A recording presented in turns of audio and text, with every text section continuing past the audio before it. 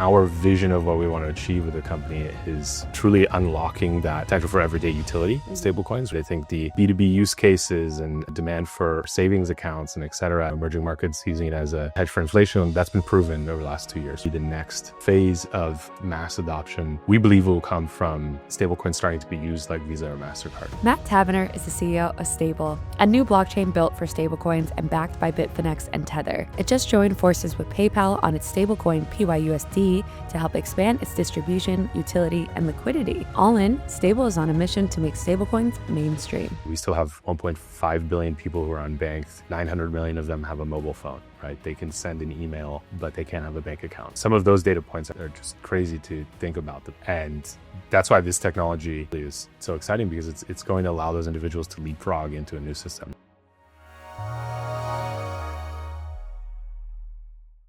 Before we get into Stable, Matt, what is your background and how did you even get into this space? Sure. Thank you, Jackie. So it's great to be here. It's great to be with you, yeah. Yeah, so my background's been mostly in finance and tech, the kind of crossover of both. I started my career in California working in the computer vision space, then spent the next chapter in venture. Then I was working for the Milken Institute from 2015 to 2020, where I moved to the UAE and built their Middle East and Africa financial market center, and then built a company in the fintech space in 2020 when I stepped away from that. And so I've spent a lot of time kind of in and around financial markets, and so to Stable, our COO was an investor in my last business. I've known the founders for about 2-3 years in different formats, and started ideating with them on this next chapter of the business. What does Stable look like? What are we building? How do we go after traditional finance in a more thoughtful way? Mm-hmm. And so decided to join about now 2 months ago. Around. It's been 2 months. It's been 2 months. Oh my God! Very recent. Wow. It was kind of in line with the funding round we were closing, and Right.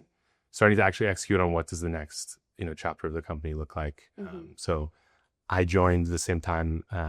We have a new COO, CFO, CTO, all very exciting to start on this next phase. Yeah, you mentioned that you worked at financial institutions prior, so you probably saw firsthand how bad some of these rails are, right? I mean, I think it's astounding, right? We talk about some of this every day at Stable. It's like, how on earth do I have ChatGPT on like a technology like ChatGPT in my pocket, and yet it takes 5 to 7 days to send a wire, right? Or it's crazy. I mean, even our banking at Stable right now, we're trying to onboard contractors, and it's taking like 2 weeks to get money to people, which is comical when we're trying to finish the rails of what we're doing right now. But yeah, I mean, it's a massive pain point, and it's broken in many pieces. Mm-hmm. Yeah, and so Stable is an institutional grade blockchain solely focused on stablecoins, right? A lot of blockchains are general purpose. They like to be in the stablecoin sector, like promote how much stablecoin volume they have on their chains, et cetera. But you guys are solely all about stablecoins, right? Mm-hmm. What kind of made you decide to kind of hyper focus on this and really just go all in on one specific thing? Yeah, I would say we have an even deeper focus on that. So, stable chain ourselves, and then going hyper focused on payments, and our partnership with Bitfinex and Palo as an advisor to our company also has driven us to focus on USDT specifically. And there's a number of reasons for that. We our vision of what we want to achieve with the company is truly unlocking that the potential for everyday utility in stablecoins, right? I think the B2B use cases and demand for savings accounts and et cetera, and emerging markets using it as a hedge for inflation, that's been proven over the last 2 years, right? And really the next phase of mass adoption, we believe, will come from stablecoins starting to be used like Visa or MasterCard, right? And that's where, so we spend our time looking specifically at payments, want to be seen as the payment chain in that space. And then the second, why, USDT, obviously we have a big partnership with kind of that ecosystem of individuals and companies, but it's the largest distribution sort of channel in the space today, right? And so that allows us to again take a deeper focus on what we do best, which we feel is building the technology infrastructure to execute on that, right? And so that's our vision for the company. And obviously with the last 2 years of data, it's been a really exciting time for the market. So before we did this interview, I was writing up questions to kind of ask you, and obviously Stable works with USDT, as you mentioned. And initially I was going to say, so is this solely USDT, no other stable coins, right? And then I get told on the way over here that there's actually extremely new news that came out today that Stable is working with PayPal, as well as PayPal's stablecoin PYUSD, right? So what was the decision behind this? And now is it kind of Stable goes beyond USDT? Was that always the plan, or is it like you're going for really big incumbents? Yeah, so I would say our long-term vision was certainly always to support other stable coins. Okay. The Bitfinex and Tether teams were very supportive of the early days of the company, and so that's our ethos. Our native gas will stay USDT, right? So that's not changing. PayPal invested in the company. They've been an amazing collaborator the last few months as we got that across the finish line. And talking to them, I would say about very different forms of collaboration and use cases, right? So looking at their remittance business, looking at how we use the rails of what we're building for USDT to increase their distribution of PYUSD. And I think it's a natural segue for us, right? In what I was just talking about with the being viewed as the payments chain in the space, right? USDT as massive distribution in emerging markets where we've been kind of building towards and spending a lot of time. PayPal is a very exciting second step to that because it brings sort of the US brand with their background, obviously in payments and fintech, huge signal to the market for us and very exciting, and brings a different type of user base and use case with PYUSD on our rails. So obviously that's early days of the partnership. They're literally closing this week, and then a few other exciting things to come in the future months. We'll see with them. Starting with the sort of lowest hanging fruit is PYUSD on Stable, and then starting to look at kind of remittances and some other ways we could support that. And then like the inverse of that, tapping into PayPal's market, right? Because they have so many users. And it's like if you could give them access to stable coins in a way that's so natural, opposed to like, hey, it's a whole educational component to it and you got to onboard that. Yeah. That would be a really big unlock, right?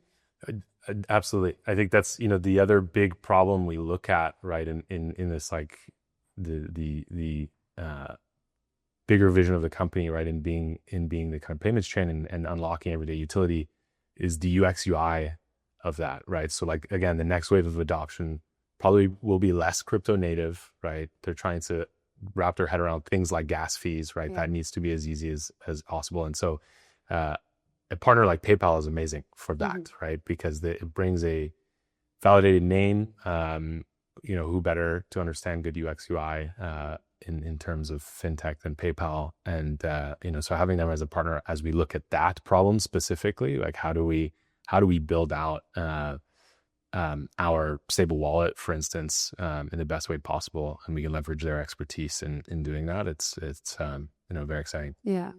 I mean, also I think about how like with PayPal, you're probably thinking about creating new use cases in a very different way than you would for Tether, because PayPal is a traditionally like more normal enterprise payment rails network type of business. I just threw like a bunch of buzzwords on that, but you know what I'm talking about. Whereas like with Tether, it is very crypto native, right? Or it's very prominent in emerging markets, which I would argue PayPal is too. But like one is very Web3, the other is Web2. And PayPal is actually one of the bigger Web2 networks that has actually tapped into Web3. So I'll give them credit there, but it is very different entry points for both of them.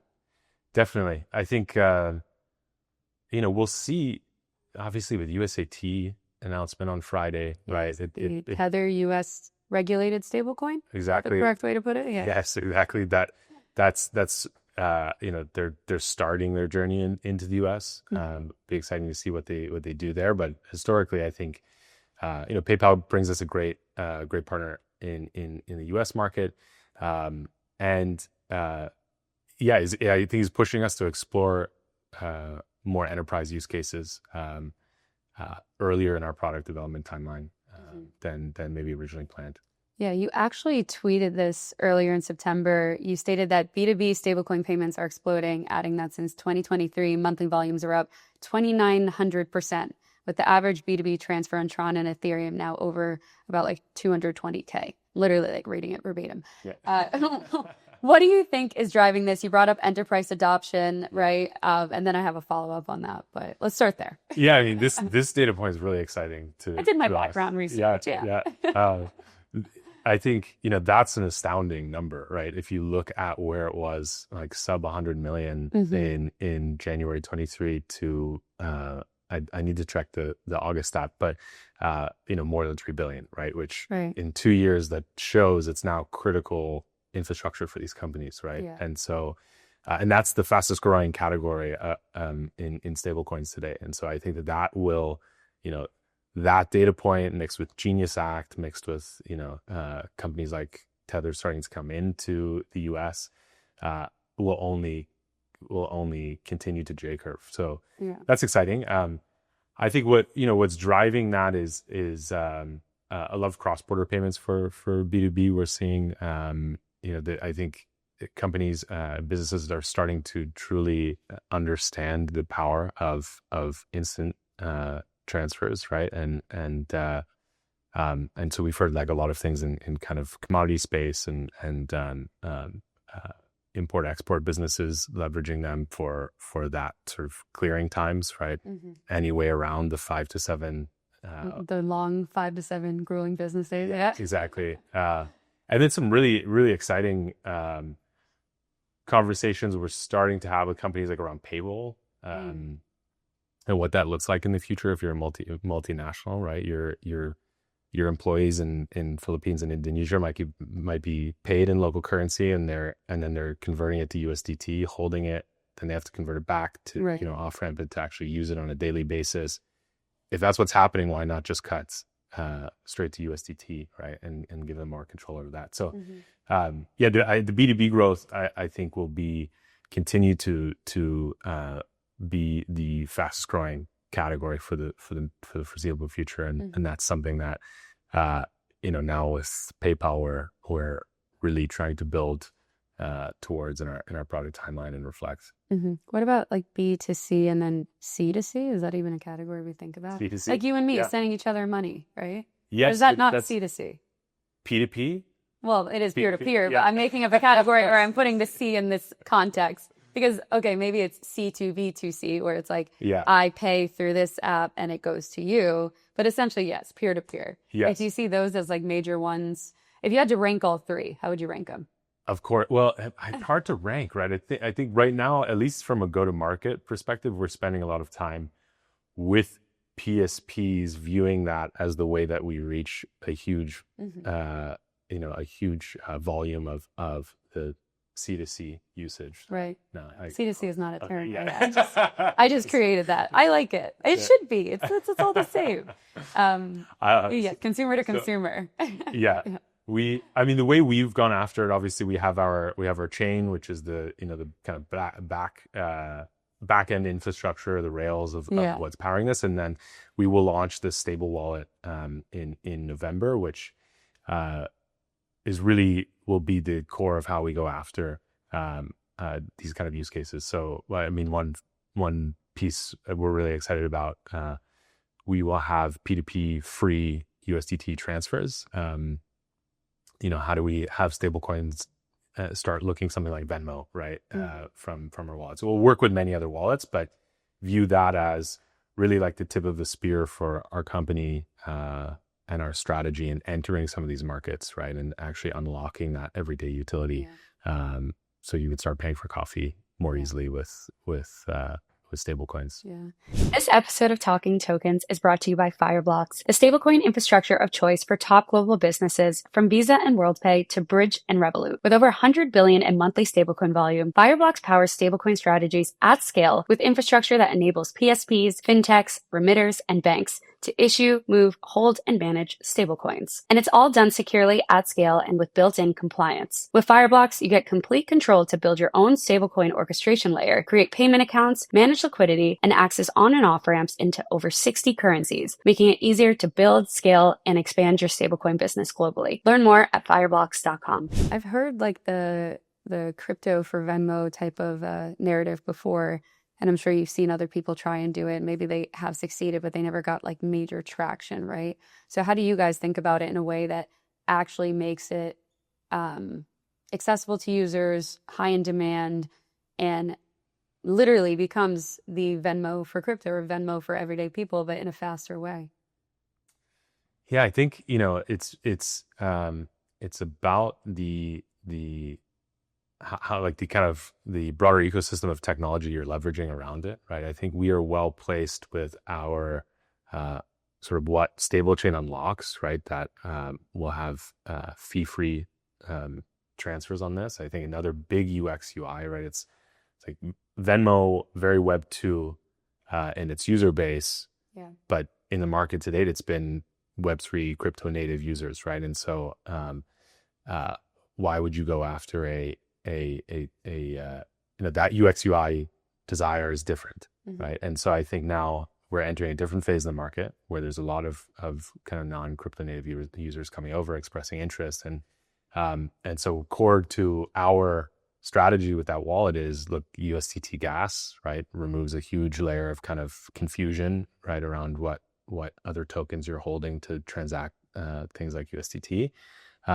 P2P free transfers, we view as a massive opportunity for us to drive adoption, right? If some of the markets where you see USDT being strongest, right? If they can circumvent the 6 to 10% fees they're paying on other types of transfers in the traditional financial system, that will be huge. And I think we're at a point now with the technology where there's a lot of these kind of beneficial features you can build in that you couldn't have done in the past, right? And that's how we're viewing it, and it's ultimately kind of driving into the markets where USDT is already being used with this wallet.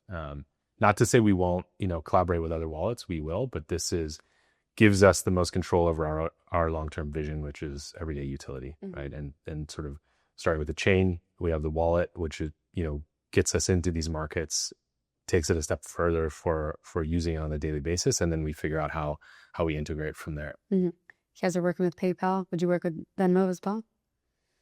I mean, we'll have them integrate into stable. I think it would be an interesting conversation. We haven't talked to them. If they're listening. If you're listening, we would. Here's the phone number. Yeah, we'd be interested to talk to them. I think. Look, ultimately, anyone who has a stablecoin strategy, because all of them can like integrate into stable, right? Yeah, I mean, we're a permissionless chain, right? So they all can and should, and ultimately, and anyone who supports us towards that ultimate vision, it would be great. What's your take on other entities? I'll say like Stripe, for example, they launched the Tempo blockchain, right? What is your thoughts on, these types of Web 2 enterprise businesses creating their own chains opposed to, yeah, sure, whatever you want to call it. Your words, not mine. But what's been thrown around today. Sure. I think, look, it's ultimately like very exciting for the space, because it kind of validates what companies like Stable have been talking about for the last year and a half. You see a lot of the language that they're talking about is similar. And so that's very exciting, right? And I think they have the scale also to drive a lot of like broader adoption and have businesses and enterprise use cases and financial institutions start like really looking at this space. Like, okay, if Stripe is taking a step like this, build their there must be something going on here that we have to pay attention to, Right. right? So overall, it's exciting. I think we're still figuring out like some of their core strategy and how we differ. But I mean, the way we talk about it at Stable, like we're still in the early innings, right? There's there is so much room for a number of successful companies here. I don't think there will be a winner take all scenario in the stable chain category that we're going after. And looking, I think, at fundamentally sort of different markets and some different markets and use cases from them. So broadly speaking, it's good for the sector and exciting that they're looking at it as seriously as they are. Your company, Stable, posted an article in mid-September called "The Future of Finance Belongs to Stable Chains." And it talked about how the future of payments can't run on legacy payment rails. And I'd imagine that's pointing towards like traditional networks like Visa, MasterCard, et cetera, or like banks like Chase, Wells Fargo, yada, yada. I don't need to name everyone. But why is it that you think they can't run on these rails? Is it because it takes too long, they're being slow, or is it something else? I mean, I think it's not servicing their clients or people as well as they could anymore, right? And that's it is definitely too slow. That comes with many things, right? It's definitely too slow. I think the fees are too high, and people are relatively well served, obviously, in countries like the U.S. But when you go outside of the U.S. and look at emerging markets, right, the financial system we have set up has failed many, right? We still have 1.5 billion people who are unbanked. 900 million of them have a mobile phone, right? They can send an email, but they can't have a bank account. And so, some of those data points are just crazy to think about. That's still the scenario, and that's why this technology, Stable and stable chains more broadly, is so exciting, because it's going to allow those individuals to leapfrog into a new system, right? And so I think you see with the numbers that stablecoins like USDT have reported over the last 2 years, but people in many of these markets have spoken of what they want their system to look like and how they want it to service them in the future. And that starts with different infrastructure and different rails. Yeah. So how do you think about creating value in, let's say, emerging markets, for example? A lot of people are unbanked or don't even have any banks. Forget unbanked. They don't even have a bank account to begin with. Or like the local currency is unstable, volatile. They'll probably look to use stable coins for that. Whereas like in the American side, maybe there's unbanked, but then there's more just like the speed of things. I think a lot of people in the US are pretty comfortable with US dollars, whether or not we like it. That's a different story. But how do you think about emerging markets versus established markets when it comes to Stable's expansion? So for us right now, we are focused most on kind of USDT growth, right? Like where and how is USDT being? USDT historically has been very expansive outside the US. Yes. For context, and so following those numbers in our build at the beginning, at least, right? Because that's where we'll have the highest volume, and ultimately the most impact, right? If you look at these markets and why they're using it, right? And so I think there's many use cases in these markets. Inflation hedge, like you said, where they just don't have any faith in their local currency, and so they would rather hold their savings. If it's, I mean, in places like Argentina, Paulo on Friday at the event was talking a lot about kind of the use of stable coins in Argentina, how astonishing that's been. In most stores now, there's 2 price tags, right? That's so interesting. Yeah. And so I think, emerging markets have been aggressive adopters in different ways than the US. And so, in the US with the Genius Act, like just a lot of those use cases are still becoming more clear to us. Ultimately, what we know in emerging markets, right, is that people would like a dollar native financial system, right? And that touches a number of different services and use cases, and that starts with us building our chain so that the stable coins such as USDT can make it to them, and And then looking at some other interesting integrations of how they actually then off ramp in country. What local financial institutions are we working with to enter their market correctly? I would say we're closer to the everyday utility piece in emerging markets, in that people are holding their savings in huge numbers in these coins already, right? And so it's a pretty easy step for them then to say, okay, I want to pay for coffee with this, right? I think we're maybe a little earlier in that cycle in the US. So do you kind of see stablecoins becoming like a global currency where, like you said, it's accepted in every coffee shop, every supermarket, everywhere you go?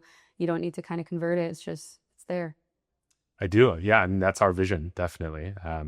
And I think the demand is there, right? If you look in these markets, even with relatively high gas fees and things like that, they're still in Argentina paying it to use them, right? And so a lot of the early adoption has been in these markets. And so I think if you want to see what it looks like in the future and in later adopters, right, it's look at Argentina, look at Brazil, look at Indonesia. How are people leveraging these stable coins today, and how are they requesting to use them? Yeah. What types of enterprises and institutions are interested in using stable, and what do they want to do on it? Yeah, most of our conversations have been treasury use cases, right? So if they're trying to build a stablecoin strategy there, obviously having lower fees, a more transparent blockchain technology that supports them. A lot of, I would say, high volume cross-border type business models, whether that's commodity trading, whether that's some type of PSP, where they just want sort of faster, higher throughput, faster, and more forecastable fees around that, right? And so we're going after some of those conversations with features like guaranteed blockspace, where these companies can actually have starts to look maybe something more like cloud services, right? Where like you have a forecastable block space with us, and therefore sort of better visibility into what your fees will be. And then, the payroll side of businesses, that's really exciting to me in particular, because again, for unlocking everyday utility, if someone is receiving their paycheck in USDT, for instance, from their employer, we're really cracking that kind of flow of money of, receives their paycheck, it ends up in their savings, which they're already doing in huge numbers today. And then we need to crack the kind of infrastructure of partners we need to work with to actually have them be capable of paying for coffee. Yeah, because not everyone wants to just keep it in stable coins. Like I don't pay rent in stable coins. I pay it in US dollars. We'll see if they take that later on down the line, but you know what I mean? You go to some of these countries though, they really have optionality to pay some of these kind of things like rent in stable coins, where it was a joke someone told me in Lebanon, when you get your paycheck, spend it in a week because it won't be worth the same amount 2 weeks later, right? So it just, like, the financial system is such that it doesn't even make sense to hold local currency in a savings account. And so that's I think you'll see some of those use cases be unlocked when there's lower fees, first and foremost, right? And I think that's a pretty big barrier. And then as there's more attention to the space, there will be more integrations and support. Yeah. And also, to your point about that Lebanon story, is like, if people start to actually get paid in stable coins, retain wealth in stable coins, they don't have to go immediately spend paychecks. It could open up new doors and use cases to like actually participate in markets and or just, be the average consumer. Whereas like it's just living day by day for some of these people.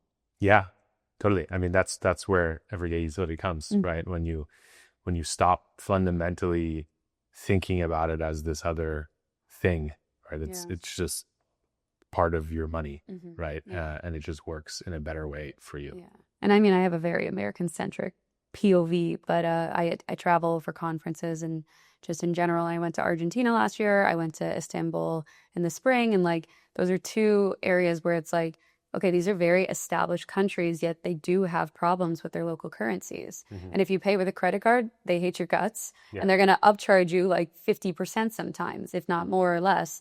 But they want cash, and then you go to the bank and it's like, actually, you can't take out cash, or you could take out a small amount and here's a massive fee. Yeah. And so like, whereas in America, I could go downstairs to the bank and take some money out. Maybe they'll put a limit on it, which is frustrating, but like the ability to do that is very different here. Totally. I mean, I think we really take that for granted in kind of first world markets like the US, where you just, I mean, you have things like Venmo, you have a debit card that's trusted, you have FDIC. There's still limitations though, which also makes it frustrating. There's limitations, there's speed limitations, certainly.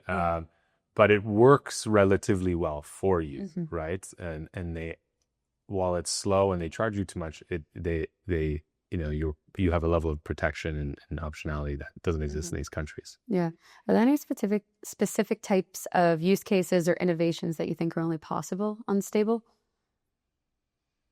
I think everyday utility, to truly unlock that, you need the ethos of what we're building at Stable, which is essentially fee-free in many cases, right?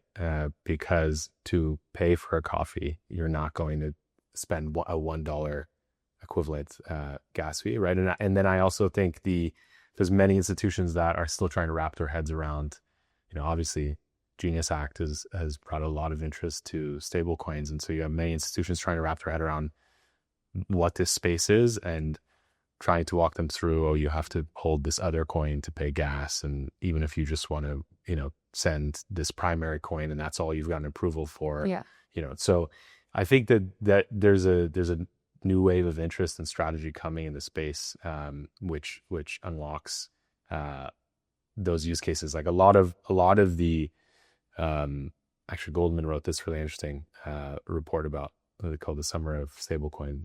And in that, there's a lot of conversation around, you know, the innovation adoption that's happened to date has been at the kind of financial infrastructure layer, right? So taking market share from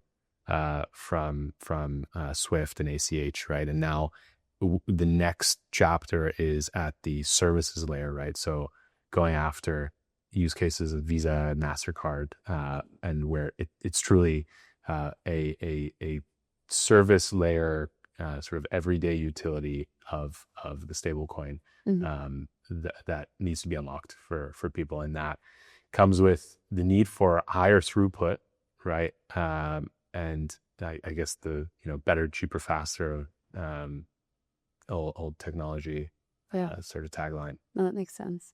When these institutions are calling you, especially after the Genius Act passed and everything, they want to talk to you. They're like, how do we get into this? What do we have to do? What's your answer? What are these conversations like? I think you have to understand where they are today, right? So that takes some, like, what is a stablecoin? That's like a different conversation. I mean, like, sometimes it's what is blockchain? Like, well, yeah, you got to start at square one. Yeah. There's all sort of levels of understanding. Sure. So I think the once they know the basics, then it comes to, okay, so how does this save us money, and how could we use it? Like, what's the starting point? Yeah, how do we implement it? What's the easiest way to start using this? So the you know, how does it save us money is pretty easy, versus, you know, we can do a quick calculation of, once we understand what they're using today for cross-border payments or payroll or whatever, right? And calculate that. Explaining also some of the just like dynamics of USDT being pegged to the dollar, how that works, et cetera. Getting their, you know, understanding like that, their head wrapped around what a digital dollar kind of means, that tagline. And then the use cases where we, you know, encourage starting a relationship with them looks very different by sector and by business model, right? If it's a multinational, a lot we can do with kind of cross-border payments and payroll. If it's a US based business, maybe there's things on treasury, right? spending some time with payment processors to build partnerships specific for some of their categories of businesses, like in retail and F&B, hospitality, things like that. Mm-hmm. Is there any like specific thing that you think people really aren't paying attention to when it comes to stablecoins that they should? Because obviously it's a very hot topic right now, and I keep seeing the same types of use cases popping up, which makes sense because they are the most in demand or prominent ones, like the ones we've discussed throughout this recording. But is there one that you think would surprise people that you're like, I can't believe no one has really tapped into this yet, that you'd like to see built? I really like the EOR service kind of model of the idea of deal and rippling, having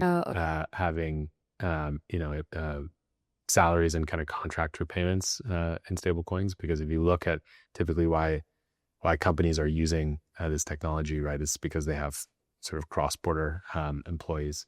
So that's a really interesting one.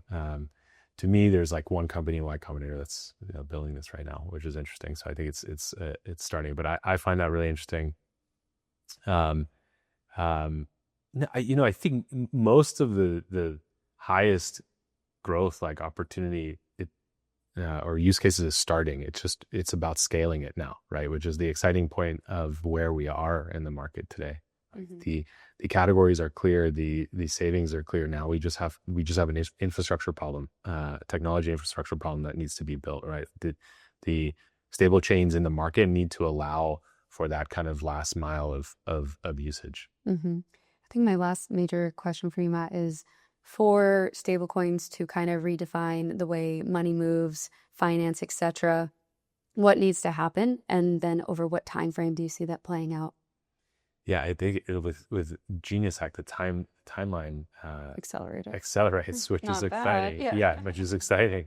I think that I've said it a few times in this. I guess it's the technology infrastructure needs to catch up with the demand and the need, right? Which is for these coins to be transacted in a faster and cheaper way.